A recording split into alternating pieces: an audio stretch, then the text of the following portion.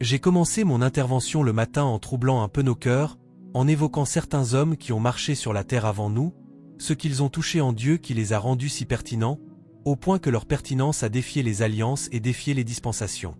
Ils étaient pertinents pour l'éternité, et nous sondions les Écritures pour comprendre pourquoi ces hommes étaient si pertinents. Nous avons parlé de Moïse et nous avons dit que Moïse a vécu et qu'il est mort, mais son corps n'a pas pu être enterré parce que des démons s'y intéressaient, des anges s'y intéressaient, et Dieu a dû ordonner que son corps soit pris en charge. Pourquoi un homme serait-il si pertinent que même son corps mort devienne si important que le diable vienne le chercher? Parce qu'il y a quelque chose qui réside sur ce corps et qui le rend pertinent même dans la mort. Pourtant, la Bible dit que la chair et le sang ne peuvent hériter du royaume. Qu'est-il donc arrivé à sa chair pour qu'elle devienne si importante qu'après sa mort, des démons recherchent son corps? J'ai dit que c'est cela que signifie la pertinence. Rien dans votre vie ne doit être perdu. Il existe une manière de vivre telle qu'après 80 ans, même si c'est une seule chaussure qu'on retrouve en disant que cet homme a porté cette chaussure peut devenir une source de délivrance pour une génération. Nous avons lu l'histoire d'un homme dans mon pays. À un moment donné, trop de personnes venaient le déranger, alors il est allé bénir une rivière et il est parti. Pendant 25 ans après sa mort, lorsque des malades étaient amenés à cette rivière, ils étaient guéris. Ainsi, même longtemps après leur départ, leur impact demeurait encore sur la terre. Et lorsque vous comparez cela avec la vie que certaines personnes mènent, elles meurent et une semaine plus tard, même leur propre famille les oublie. Je ne parle pas de votre pays, mais de votre propre famille. Une semaine plus tard, tout le monde reprend ses activités normales et vous oublie. Comment quelqu'un peut-il être si pertinent que, des années plus tard, toute une génération continue de se référer à lui, alors que moi, je pourrais mourir et un mois après mon départ, on aurait oublié que j'ai existé. À Dieu ne plaise. 50 ans, 100 ans après mon départ, si l'on commence à parler de mon œuvre avec Dieu, que des anges apparaissent. C'est ce genre de vie que je veux vivre. Quelqu'un peut entrer dans ma chambre et dire « C'est ici que… » J'ai voyagé en Écosse et je suis allé voir la maison de John Knox. Ils avaient rénové la maison et tout, mais dès que vous y entrez, vous savez qu'il y avait un sacerdoce. L'atmosphère n'a pas changé. L'homme est mort au XVIIIe siècle, mais si vous entrez dans cette maison, vous savez que Dieu est là, Dieu est là. Il a capturé quelque chose de Dieu en ce lieu, quelque chose de Dieu y est resté emprisonné, au point que même après 400 ans, l'endroit est resté vivant, et les gens y vont et font des rencontres. Quel genre de vie est-ce là? Jusqu'à aujourd'hui, son nom est encore mentionné. Voilà ce qu'est la pertinence. Ainsi, si nos vies doivent compter, alors nous aussi, nous devons devenir pertinents. Je n'ai pas dit que nous devrions être pertinents, j'ai dit que nous devons l'être, parce que cela s'obtient par la désespérance. Ce n'est pas quelque chose qui arrive en se relaxant. Non, cela n'arrive pas ainsi. Vous devez le saisir. Le mot est catalambano, vous l'arrachez de là où il se trouve. Sachez que ces choses ne sont pas données, elles sont saisies. Lorsqu'Élie montait au ciel, il emportait un manteau. Si vous ne le saisissez pas, il s'en va. Ainsi, seuls les hommes dangereusement désespérés s'accrochent à une dimension et disent « Je dois marcher dans cette réalité, c'est une obligation ». Et lorsque Dieu voit votre passion, lorsque Dieu voit votre désespoir, il dit « D'accord, tu es qualifié ». Jean 15 verset 8 dit ceci « C'est en cela que mon Père est glorifié, que vous portiez beaucoup de fruits, et ainsi vous serez appelés mes disciples. Et je vous le dis aussi, comme je l'ai dit le matin, beaucoup de chrétiens sont stériles. Vous rencontrez un chrétien en décembre et vous lui demandez combien d'âmes il a gagné cette année, vous serez choqué de constater qu'il n'en a pas gagné jusqu'à 12. Au minimum, vous devriez gagner une âme par mois pour montrer que vous êtes vivant. Mais je peux vous dire que beaucoup de chrétiens, ces 10 dernières années, n'ont pas gagné 10 âmes. C'est pourquoi le nombre de membres d'église augmente, mais le discipulat diminue. Je vous ai dit le matin que si vous voulez connaître la taille de votre église, ne vous basez pas sur le dimanche matin. Vous serez surpris, 80% de ceux qui viennent le dimanche matin utilisent Dieu. Ils recherchent des miracles, ils recherchent la guérison, ils recherchent une direction prophétique. Certains d'entre eux ont grandi en allant à l'église, alors cela fait partie de leur routine du dimanche. Si vous voulez connaître la taille réelle de votre église, organisez une sortie d'évangélisation. Ceux qui viennent le samedi après-midi pour évangéliser, voilà la taille de votre église. Vous pouvez avoir une église de 10 000 personnes, la taille réelle est 35. Après tout, La plupart d'entre eux doivent être transportés par bus parce qu'ils ne viendraient pas d'eux-mêmes. La taille réelle de l'Église est 35. Donc, si jamais Jésus vous demande combien de personnes sont dans votre Église, ne dites pas 10 000, vous vous trompez. Les vrais disciples sont 35, ce sont eux que Jésus connaît. Et si vous voulez aller encore plus loin, organisez une veillée. Lorsque vous organisez une veillée, vous découvrez que même les 35 deviennent 23. Mais lorsque vous annoncez un service de guérison, il y a du monde partout. Pourquoi ? Ils ne sont pas venus pour Dieu, ils sont venus pour la guérison. Vous annoncez un service prophétique, c'est rempli de partout. Ils ne sont pas venus pour Dieu, ils sont venus pour la prophétie. Et lorsque le service de guérison et le service prophétique sont terminés, ils repartent. Alors, devons-nous arrêter les services de guérison et les services prophétiques ? Non. Nous devons d'abord les attirer, puis les discipler. Pendant que nous faisons cela, nous espérons qu'après le service de guérison, certains rencontreront Dieu et commenceront à le chercher. C'est pourquoi nous continuons à le faire. Mais nous devons nous dire la vérité. Ceux qui ont connu Jésus portent le fardeau de gagner des âmes, car la formule est « gagner, bâtir et envoyer ». Lorsque vous êtes gagné, vous êtes développé, puis vous êtes envoyé pour gagner d'autres. Ainsi, si vous n'avez pas commencé à amener d'autres à Jésus, vous n'avez pas encore été vous-même réellement gagné, parce que dès que vous devenez disciple, Jésus dit que vous porterez du fruit. C'est en portant du fruit que son Père est glorifié. Et si votre fardeau est de voir le Père glorifié, alors vous ne pouvez pas vous reposer tant que des âmes ne sont pas gagnées. Lorsque nous avons été formés, on nous a enseigné qu'une journée n'est pas terminée tant que vous n'avez pas gagné des âmes. Ainsi, lorsque vous vous apprêtez à aller vous coucher, l'une des choses que vous devez vérifier pour savoir si votre journée est complète, c'est si vous avez conduit quelqu'un à Christ. Chaque semaine, vous devez avoir une liste de ceux que vous avez gagnés, chaque mois également, car vous pouvez désormais constater que vous êtes dans le royaume. Beaucoup de personnes sont dans le royaume parce que vous y êtes, et c'est cela qui vous rend pertinent. Jésus a dit clairement que c'est ce qui fait de vous un disciple. 3 choses produisent la pertinence. La première, c'est que vous devez avoir la connaissance de Dieu. Dieu doit devenir réel pour vous, car si vous ne connaissez pas Dieu, vous ne pouvez pas le représenter. J'ai enseigné 2 dimensions de la connaissance de Dieu, en précisant qu'il existe en réalité 3 niveaux de connaissance de Dieu, et que chacun d'eux nous est clairement présenté. Le premier niveau est la connaissance révélée de Dieu. Cette connaissance comporte 2 dimensions, une dimension positionnelle et une dimension expérientielle. Pour la dimension positionnelle, j'ai expliqué que vous devez d'abord savoir que Dieu est dans les cieux. Lorsque vous savez que Dieu est dans les cieux, vous êtes assuré de ne pas être limité par votre environnement. Peu importe ce qui se passe autour de vous, votre foi demeure intacte, car Dieu n'a pas besoin de demander la permission au gouvernement de votre pays pour vous bénir, puisqu'il est dans les cieux et que vos ressources viennent du ciel. Si vous comprenez cela, vous commencerez à bâtir une relation avec Dieu, sachant que les saisons n'affectent pas son approvisionnement. Mais j'ai dit que vous devez aller plus loin et comprendre que Dieu est aussi dans les hommes. Il existe certains hommes que vous rencontrez, et à cause de la mesure de Dieu qu'ils portent, votre marche avec Dieu s'intensifie. Il y a des hommes avec qui vous pouvez parler 5 minutes et vous retrouver ensuite dans un jeûne de 40 jours à cause du fardeau qu'ils portent. Il y a des hommes dont la vie, ou même l'atmosphère qui les entoure pendant 2 heures, peut vous bouleverser au point que vous vous mettiez à pleurer, non pas par manque de nourriture, mais à cause des dimensions de Dieu dans lesquelles ils opèrent. Vous commencez alors à vous demander si vous êtes réellement chrétien, vous réévaluez votre foi et vous décidez que vous aussi, vous devez toucher Dieu. Ainsi, certaines rencontres font grandir votre relation avec Dieu, parce que Dieu est aussi dans les hommes. Cependant, vous devez encore aller plus loin, au-delà du fait de savoir que Dieu est dans les cieux et dans les hommes, pour comprendre que Dieu est également en vous. Lorsque vous savez que Dieu est en vous, vous développez une conscience de Dieu. C'est à ce moment-là que votre relation avec Dieu devient ininterrompue. Si vous pensez que Dieu est uniquement dans les cieux, vous ne serez conscient de lui que lorsque vous vous agenouillez pour prier. Si vous pensez qu'il est seulement dans les hommes, vous ne serez conscient de lui que lorsque vous êtes à l'église. Mais si vous savez que Dieu est en vous, même dans votre salle de bain, vous pouvez avoir une rencontre avec lui, car vous maintenez une conscience constante de sa présence. C'est donc la première manière de connaître Dieu, par révélation. J'ai ensuite expliqué que la seconde dimension de cette connaissance révélée est l'expérience, et qu'il existe 5 niveaux d'expérience. Le premier niveau d'expérience est lorsque vous connaissez Dieu parce que quelqu'un vous a dit.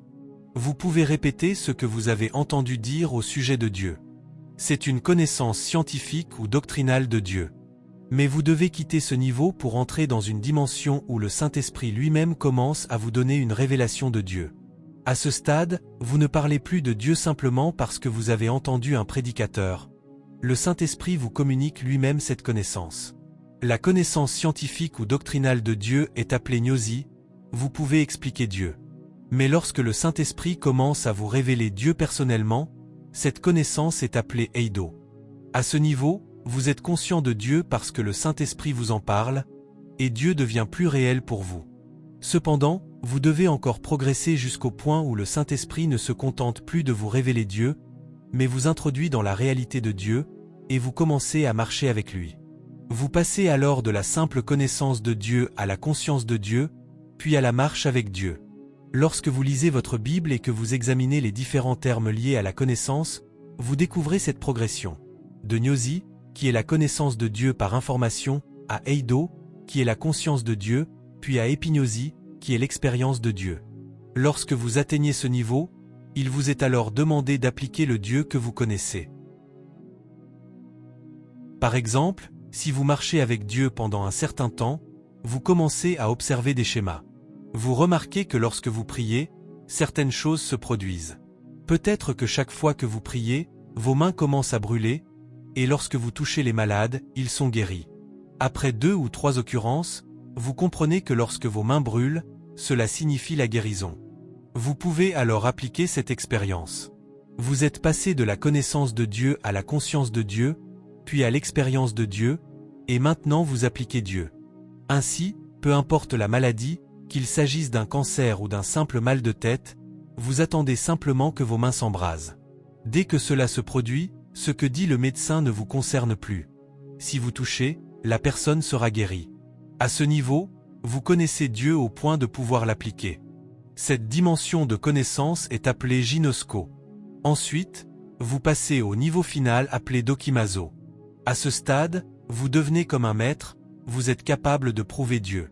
Lorsque vous lisez la Bible, vous voyez Élie qui se présente devant Achab sans vision préalable apparente et déclare « Devant le Dieu vivant, il n'y aura ni pluie ni rosée. » Puis il s'en va. On pourrait penser qu'il plaisante, mais après 2 mois, la sécheresse s'installe. Après 6 mois, elle persiste. Le roi commence alors à demander qui est cet homme. Cet homme peut désormais prouver Dieu. Il peut dire « Si vous pensez que le christianisme est un jeu, rentrez chez vous. » Sur le chemin, il peut vous arriver quelque chose qui vous fera revenir en disant « Ce que vous avez dit, était-ce une plaisanterie ?» Car cet homme peut démontrer Dieu. Lorsque vous atteignez ce niveau où vous connaissez Dieu au point de pouvoir le prouver, alors vous avez véritablement connu Dieu. Vous passez de gnosie à eido, à épignosie, à ginosko, puis à dokimazo. Ce sont là les niveaux de la connaissance de Dieu par révélation. Mais j'ai dit que cela ne suffit pas. Vous devez aussi connaître Dieu par la foi, car les expériences peuvent fluctuer. Ainsi, lorsque vous cherchez à connaître Dieu, vous devez aussi le connaître par la foi. Et j'ai expliqué que cette connaissance par la foi comporte également 3 niveaux. Le premier niveau consiste à connaître Dieu en fonction de l'environnement dans lequel vous vous trouvez. Si vous êtes au milieu de personnes prophétiques, vous constaterez que votre foi en Dieu grandira dans la dimension du prophétique. Ainsi, il vous sera facile d'entendre et de voir. Si vous arrivez dans un lieu où les gens sont portés sur la prière, vous constaterez que vous deviendrez audacieux, vous deviendrez fort dans la prière, et la plupart de vos expériences avec Dieu seront centrées autour de la prière. Si vous arrivez dans un endroit où l'on connaît la parole de Dieu et où elle est enseignée, vous aurez de la révélation et votre connaissance de Dieu sera orientée dans ce domaine. Ainsi, la plupart des personnes qui sont dans des ministères prophétiques, lorsqu'elles sont fortes dans la foi, leur foi est définie par l'étendue du prophétique. La plupart des personnes dans les ministères d'intercession, leur foi en Dieu est définie par leur capacité à prier. Ceux qui sont dans les ministères de délivrance manifestent leur foi par la puissance de délivrance. Mais vous devez grandir au-delà de votre contexte, car un jour, Dieu peut vous dire de quitter un endroit pour aller ailleurs, dans un environnement où les choses ne se passent pas comme là où vous étiez. Vous devrez toujours être capable de manifester Dieu. C'est pourquoi vous devez connaître Dieu au-delà de votre contexte. Pour certains d'entre nous qui voyageons, nous allons dans des endroits où tout est axé sur la prière, ailleurs tout est prophétique, ailleurs encore tout est miracle. Si vous ne connaissez Dieu que dans une seule dimension, vous serez en difficulté. Vous devez donc faire croître votre foi au-delà du contexte. Pour grandir au-delà du contexte, vous devez passer au second niveau de foi. À ce stade, vous commencez à étudier la fidélité de Dieu dans votre vie. Vous observez ce qui s'est passé dans les années précédentes. Vous avez fait ceci, Dieu a répondu. Vous avez fait cela, Dieu a encore répondu. Ainsi, lorsque survient une situation similaire, vous savez quoi faire pour obtenir une réponse de Dieu. Par exemple, il y a quelques années, vous aviez besoin d'un contrat et tout était bloqué. Vous avez semé une offrande et la porte s'est ouverte. Désormais, face à toute attaque contre vos finances, vous savez que si vous semez, votre foi libérera la solution. Vous connaissez alors Dieu à partir de sa fidélité dans votre vie passée. Ainsi, même en dehors d'une communauté de croyants, vous pouvez toujours faire confiance à Dieu et obtenir des réponses. Vous passez donc d'une foi basée sur la communauté à une foi personnelle fondée sur l'expérience de la fidélité de Dieu. Cependant, vous devez encore aller plus loin. Le niveau le plus élevé de la foi en Dieu, qui est aussi une dimension de la connaissance de Dieu, est celui où vous vous appuyez sur « Il est écrit ». Vous passez du contexte et de l'expérience à la parole écrite. La Bible déclare que le ciel et la terre passeront, mais qu'aucun iota ni aucun trait de lettre ne passera. Si vous commencez à fonctionner avec Dieu sur la base de « Il est écrit », lorsque les hommes sont abattus, vous pouvez déclarer qu'il y a un relèvement. Même si la terre s'effondre, vous demeurez ferme avec Dieu, car vous ne vous appuyez plus sur les circonstances ni sur les expériences, mais sur la parole de Dieu.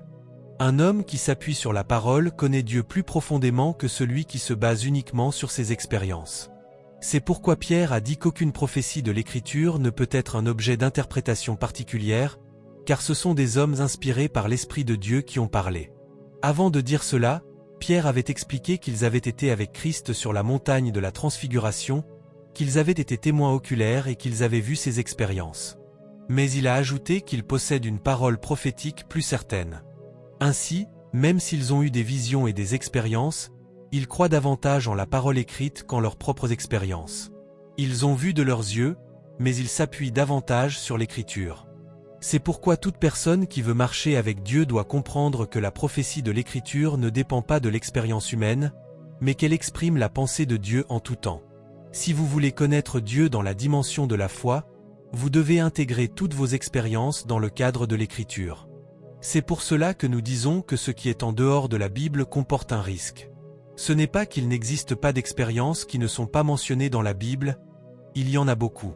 Mais si vous voulez marcher avec Dieu avec précision, ordre et exactitude, vous devez ramener ces expériences à la parole, afin que votre foi ne fluctue pas. Le ciel et la terre passeront, mais aucun détail de l'Écriture ne disparaîtra. Ainsi, pour connaître Dieu par la foi, vous passez de la foi communautaire à la foi personnelle, puis à la foi fondée sur la parole de Dieu.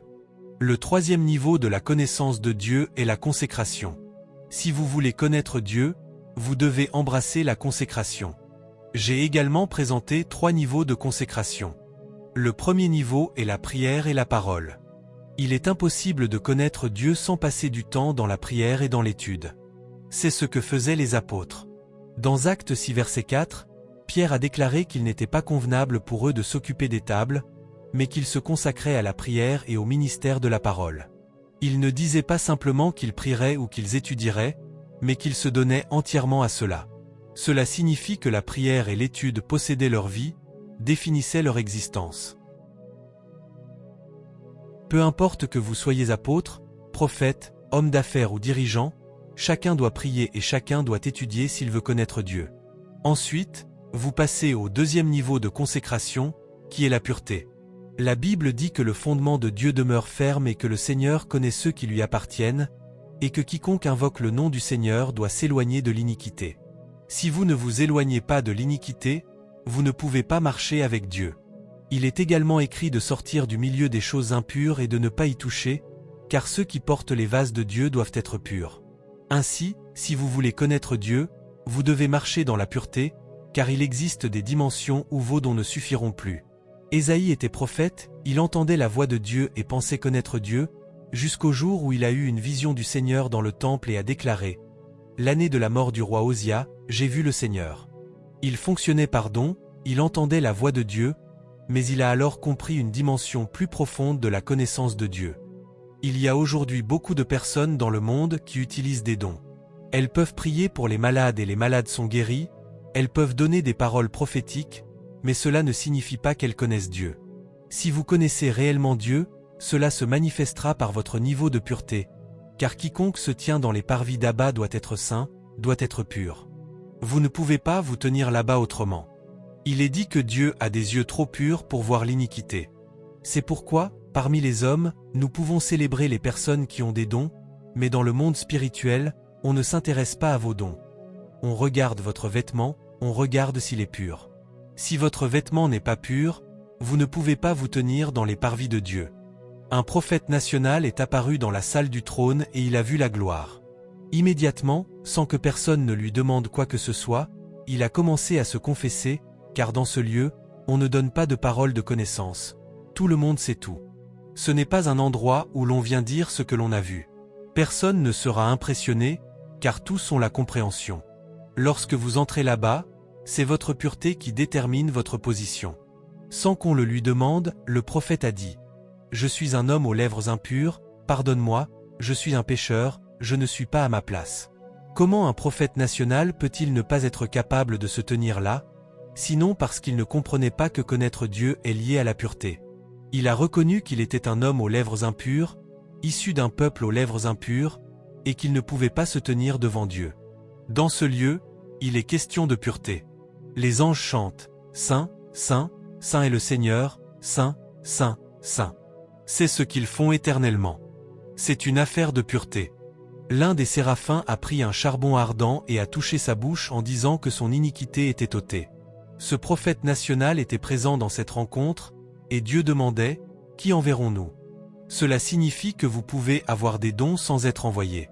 Je vous ai dit le matin, imaginez que vous lisiez l'épître aux Romains, et qu'au chapitre 2 on dise que Paul a commis un péché, puis qu'au chapitre 4 on dise qu'il est retourné sur la montagne pour se repentir, puis qu'au chapitre 10 on dise qu'il a encore chuté.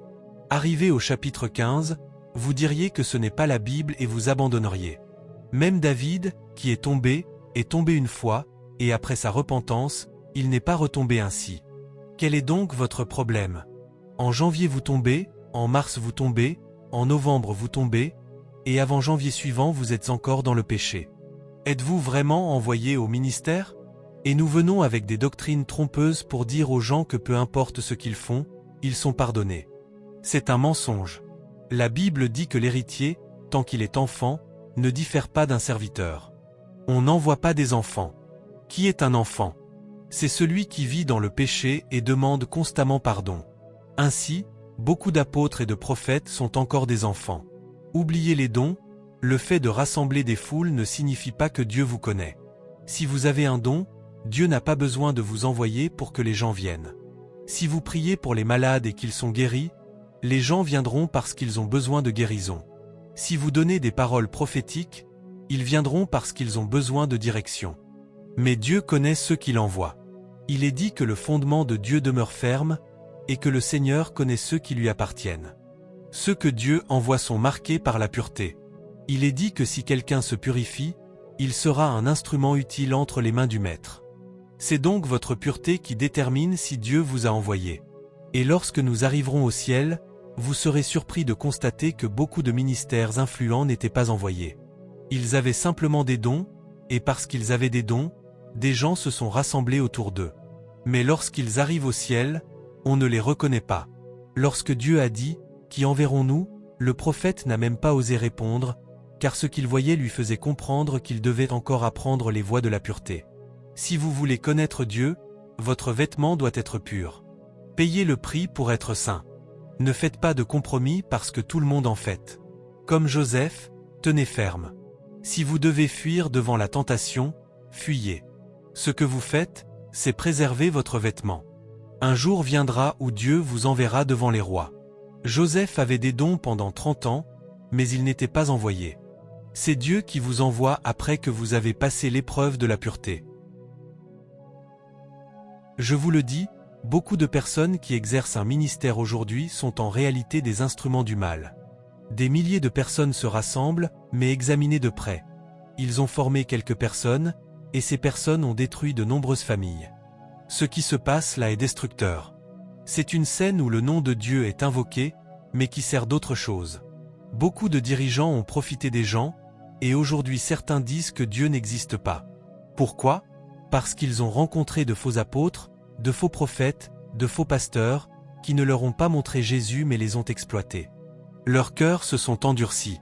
Pensez-vous que Dieu a envoyé de telles personnes? Pour être un serviteur de Dieu, vous devez maintenir la pureté, et si vous voulez connaître Dieu, vous devez intégrer la pureté dans votre vie. Si vous tombez dans le compromis et que vous êtes sincère, vous arrêterez de prêcher pour vous retirer jusqu'à ce que vous soyez restauré, car Dieu ne s'intéresse pas à l'activité, mais à celui qui agit.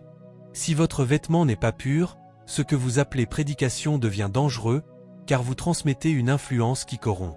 Si vous vivez dans l'immoralité, cela affectera ceux qui vous entourent, car vous communiquez plus que des paroles. Ainsi, si vous comprenez comment Dieu agit, lorsque vous tombez, vous quittez l'autel, vous reconnaissez votre état et vous cherchez la restauration. Et si cela se répète, vous retournez à la formation, afin de vérifier votre fondement. Si vous comparez les apôtres et les prophètes d'aujourd'hui avec ceux des Écritures, vous comprendrez qu'ils sont rares. Dans la Bible, les prophètes transformaient des nations. Un prophète pouvait venir en Égypte et déclarer « Laisse partir mon peuple » et la nation changeait. Un prophète pouvait influencer la justice d'une nation. Jonas est allé à Ninive et a proclamé un message, et toute la ville, du roi jusqu'au peuple, a été transformée. Tout le monde se repentira, voilà ce qu'est un prophète. Ce n'est pas simplement appeler des noms ou donner des numéros de téléphone. Un prophète purifie des nations. Élie s'est présenté devant Achab, et à cause de lui, tous les prophètes de Baal ont été éliminés. Lorsqu'un prophète apparaît, on le reconnaît au fait que les nations sont purifiées. Examinez les Écritures. Lorsque des prophètes se lèvent, des nations entières sont impactées. Lorsqu'un apôtre se lève, il apporte une dimension de Dieu à sa génération, quelque chose qui n'avait jamais été vu auparavant. Chaque fois que vous voyez un nouveau mouvement de Dieu, c'est qu'un apôtre s'est levé. C'est ainsi que l'on reconnaît leur présence. Lorsqu'un apôtre entre dans une ville, vous constatez par exemple qu'un réveil de prière éclate, car il libère une dimension. Le mot apôtre signifie « envoyé », il vient avec un fardeau. Lorsqu'un apôtre entre dans une génération, vous voyez apparaître une dimension de Dieu qui n'existait pas auparavant. Ainsi, chaque transition du corps de Christ est liée à l'émergence d'apôtres. Le corps de Christ peut passer d'un mouvement de foi à un mouvement de prospérité, puis à un mouvement de sainteté, puis à un mouvement de prière.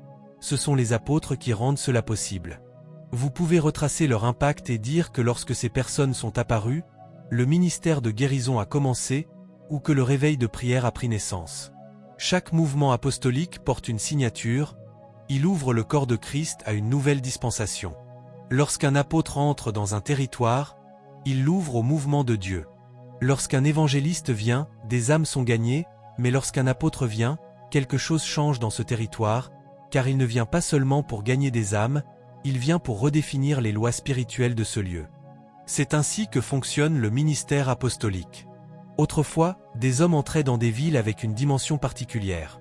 Certains apportaient des miracles et des guérisons, d'autres transformaient profondément l'atmosphère au point que des habitudes entières disparaissaient pendant des décennies. On reconnaît alors qu'il ne s'agit pas d'un titre, mais d'une autorité. Notre génération doit retourner à la Bible pour comprendre comment les choses étaient établies et quelles étaient les priorités de Dieu. Que savait Jonas pour que toute une génération soit transformée? Que savait Élie pour influencer une génération entière et renverser les prophètes de Baal? Que savait Moïse pour ébranler l'Égypte? Ce sont ces réalités qui devraient nous préoccuper. Mais nous sommes souvent davantage intéressés par des choses superficielles. Assister à des conférences, occuper les premiers rangs, prendre des photos, posséder des biens matériels. La charnalité n'a pas encore quitté beaucoup d'entre nous, et nous utilisons le ministère comme un moyen d'enrichissement. Parce que les gens ne sont pas mûrs, ils applaudissent et pensent que tout va bien. Si vous voulez savoir si votre œuvre est authentique, comparez-la avec ce qui est écrit dans la Bible. Mettez-les côte à côte. Si vous ne voyez pas les mêmes marques, il y a un problème. Mais ce n'est pas le sujet principal ici. Ce qui nous rend pertinents dans le plan de Dieu, c'est le fardeau de le connaître et de le connaître véritablement. La deuxième chose qui nous rend pertinents dans le plan de Dieu, c'est le discipulat. Nous devons être formés comme disciples afin de pouvoir gérer l'œuvre de Dieu selon les modèles de l'Esprit. Sans discipulat, même si nous aimons Dieu et même si nous le connaissons, nous risquons de faire son œuvre de manière désordonnée. C'est pourquoi Dieu insiste pour former des disciples avant d'envoyer des personnes. Dans Luc 6 verset 13, avant d'établir les apôtres, il est dit que Jésus appela ses disciples, non pas des étrangers ni de simples membres, mais ses disciples, et qu'il en choisit 12 qu'il nomma apôtres. Ainsi, avant que Dieu vous confie une mission pour impacter votre génération, vous devez d'abord être formés comme disciples. Nous avons commencé à examiner ce qu'est un disciple. Il existe 6 marques dans le Nouveau Testament qui révèlent un véritable disciple. La première est l'amour. Dans Jean 13 versets 34 et 35, il est dit « Je vous donne un commandement nouveau, aimez-vous les uns les autres comme je vous ai aimés. C'est à cela que tous reconnaîtront que vous êtes mes disciples, si vous avez de l'amour les uns pour les autres. » Le premier indicateur du discipulat est donc la domination de l'amour dans nos vies. Si nous ne pouvons pas nous aimer les uns les autres, nous ne sommes pas des disciples de Jésus. Nous pouvons avoir fréquenté plusieurs écoles bibliques, cela ne change rien. Si nous sommes réellement formés comme disciples, cela se verra dans la qualité et la profondeur de l'amour que nous manifestons les uns envers les autres. Or, on observe souvent l'inverse. Jalousie, haine, médisance, amertume, animosité, même parmi des personnes appartenant à la même assemblée. Certains gardent rancune pendant des mois contre un frère. Si Jésus doit intervenir spécialement pour vous amener à pardonner, cela montre que vous n'êtes pas encore disciple. Vous êtes peut-être membre d'église, mais pas disciple. Lorsque l'amour domine en vous, il couvre une multitude de fautes. C'est pourquoi, lorsque Paul enseigne sur l'amour dans Galates 5 versets 22 à 23 et dans 1 Corinthiens 13 verset 13, il décrit en détail ses caractéristiques. La patience, la bonté, la persévérance et toutes les vertus du Saint-Esprit. Toutes ces qualités sont rassemblées dans une seule réalité, l'amour. Et si nous sommes des disciples, cela doit se voir par la présence et l'expression de cet amour dans nos vies.